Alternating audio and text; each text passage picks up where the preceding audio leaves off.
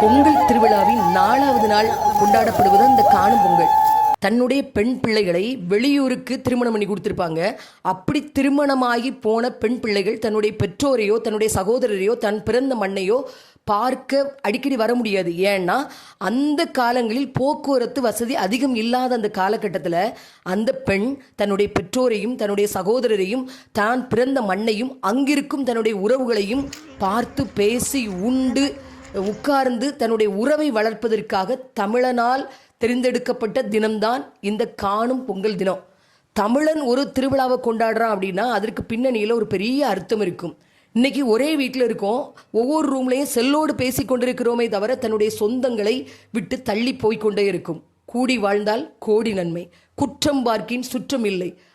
இதை பார்த்து கொண்டிருக்கிற அனைவரும் இன்னைக்கு ஒரு நாள் செல்லை ஆஃப் பண்ணி வச்சுட்டு உங்கள் குடும்பங்களோடு குழாவி மகிழ்ச்சியாக இருங்கள். உங்கள் அனைவருக்கும் காணும் பொங்கல் நல்வாழ்த்துக்கள்.